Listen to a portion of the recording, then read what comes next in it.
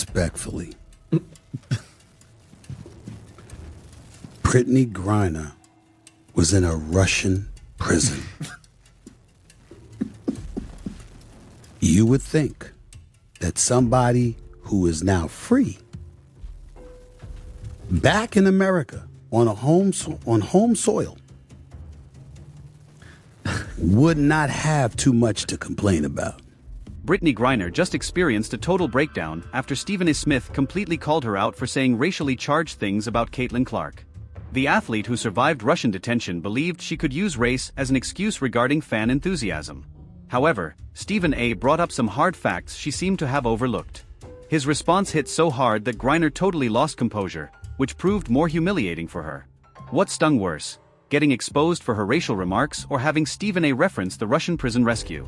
Brittney Griner just faced the biggest public embarrassment of her professional life, and watching it unfold is genuinely satisfying. After dropping some seriously misguided statements about racial factors and audience responses at WNBA events, Stephen A. Smith chose to deliver a wake-up call that pushed Griner into absolute chaos.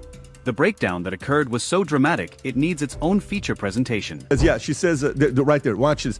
Every time we play her, there's this commotion, like this loud rumbling from the stands. Turns out it's people, thousands of them, just sitting there watching on purpose. It's very disruptive. She says WNBA games used to be a chill, quiet place. You could bring your laptop and relax, maybe even get a little work done.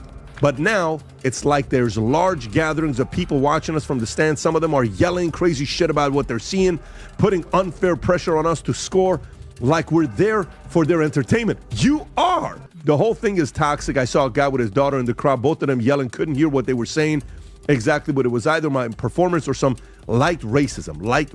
But let's begin with the actual facts, because understanding the order matters for grasping why Griner's response seems so extreme. In a recent conversation, Griner criticized the growing fan energy and audience participation that Caitlin Clark created for the WNBA. She particularly pointed out noticing a dad and daughter celebrating in the seats and concluded their excitement stemmed from either her play or some subtle racism. That expression, subtle racism, triggered the entire situation.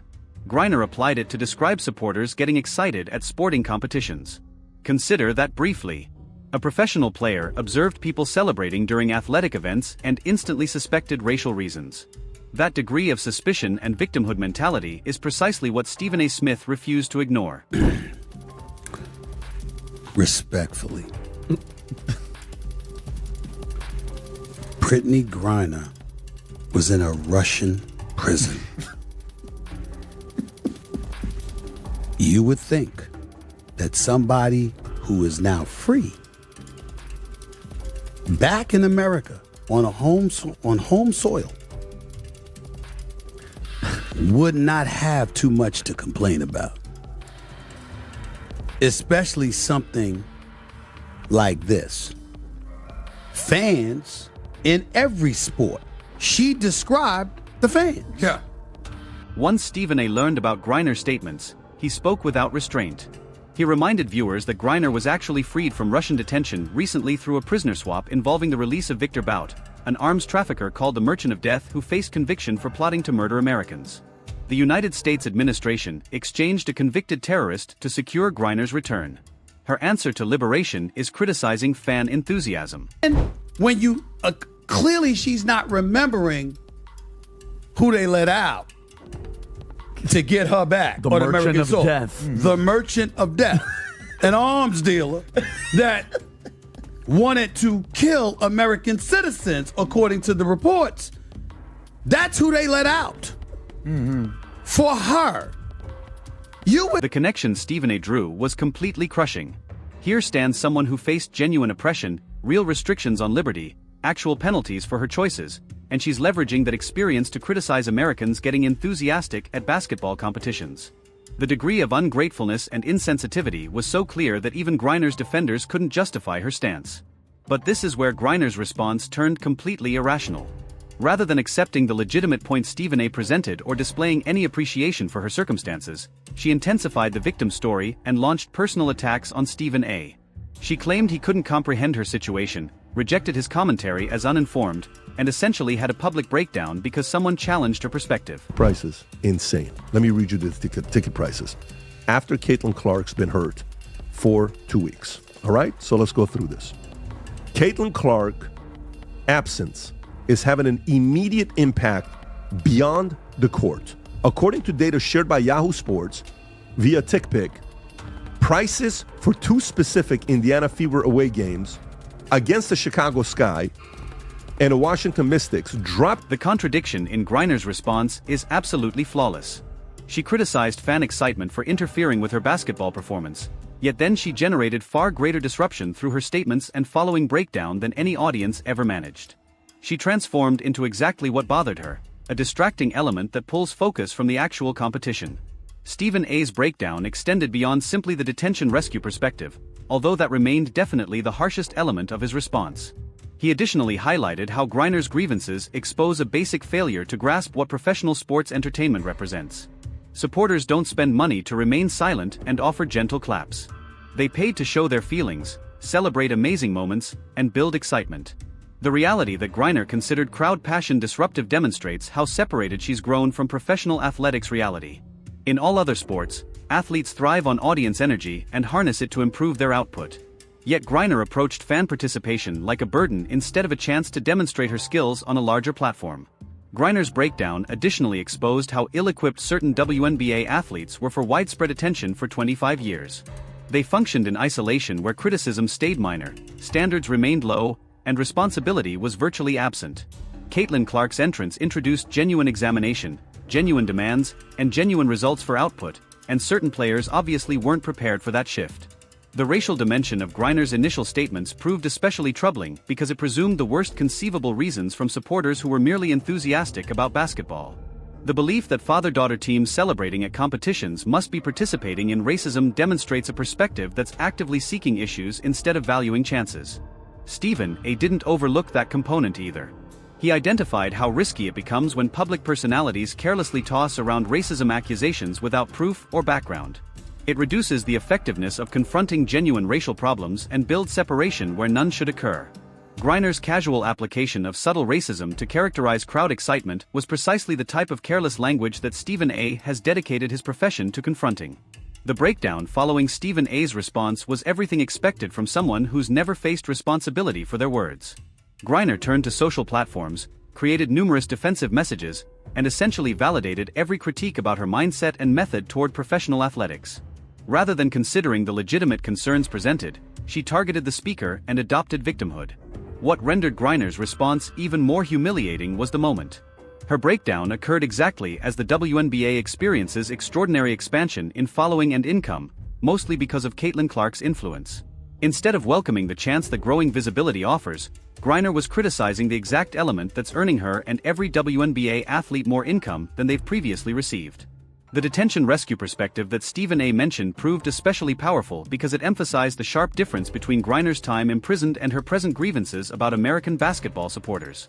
Someone who genuinely grasped what she endured should be treasuring every instant of liberty, every chance to compete, and every supporter who decides to invest money watching her perform. Griner's failure to display appreciation for her rescue and comeback to professional basketball shows a degree of privilege that's genuinely startling. The United States administration actually bargained with terrorists to obtain her release, and her reaction involves criticizing the volume at basketball competitions. That type of outlook demonstrates how removed she's grown from actuality. The breakdown additionally revealed how oversensitive Griner truly becomes when confronting valid criticism. Stephen A. wasn't targeting her individually or creating unjust claims. He was stating undeniable truths about her circumstances and questioning her grievances with logical responses. Yet rather than addressing those arguments, Griner reacted with emotion and defensiveness. The parallel to other professional competitors proved especially harmful to Griner's argument. Stephen A. mentioned that athletes in the NBA, NFL, MLB, and NHL all handle tough away settings and intense supporters as their occupation requires. Nobody else in professional athletics criticizes crowd volume the manner Griner did, making her remarks appear significantly more disconnected. What intensified the circumstances for Griner was that Stephen A. wasn't isolated in his disapproval. Additional media figures, retired athletes, and even certain active WNBA competitors began questioning her statements and method. The breakdown afterward demonstrated she wasn't equipped to manage broad criticism of her victim attitude. The racial elements that Griner attempted to introduce into the discussion proved especially troublesome because they diverted from worthwhile conversations about the WNBA's expansion and achievement.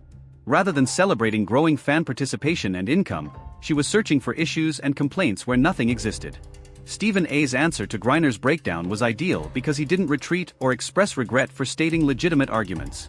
He reinforced his breakdown and supplied additional background about why her grievances were so insensitive. That type of steady communication compelled Griner to face the fragility of her argument instead of concealing behind victim stories. The wider WNBA community's response to this entire circumstance was revealing. Most athletes and staff remained silent instead of supporting Griner's statements, suggesting they recognized how troublesome her stance genuinely was.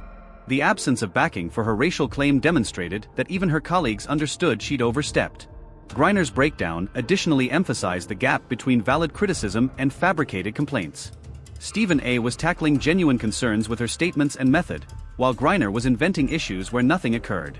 The distinction between meaningful breakdown and emotional response was clear to everyone observing.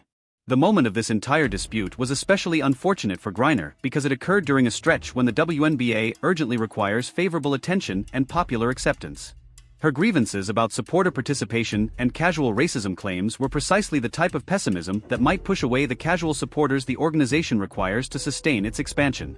Stephen A's breakdown additionally addressed the wider concern of athlete responsibility in the social media era. Griner's statements weren't shared in a confidential discussion. They were public declarations that warranted public examination. The reality that she collapsed when confronted with that examination demonstrates how ill-prepared she was for the results of her language. The detention rescue background that Stephen A continuously highlighted proved especially impactful because it supplied a solid illustration of how much backing Griner has gained from the very nation she was currently criticizing. The difference between international negotiations obtaining her liberty and her grievances about domestic basketball supporters was obvious and irrefutable.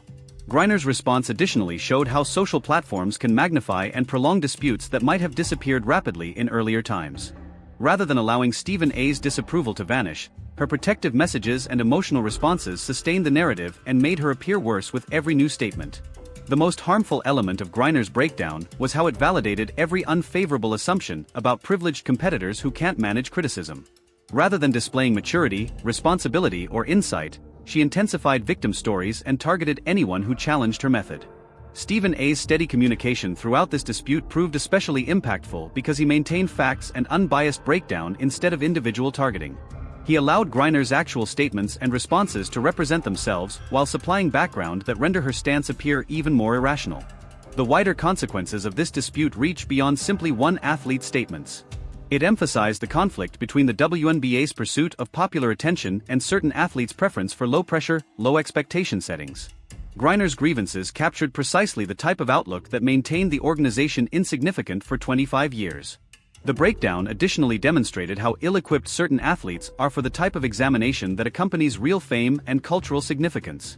Caitlin Clark has shown how to manage demands and criticism with professionalism, while Griner's response displayed the contrary method: protective, emotional, and damaging.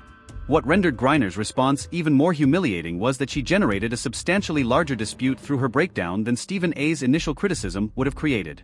If she had merely disregarded the statements or answered with professionalism, the narrative would have vanished rapidly.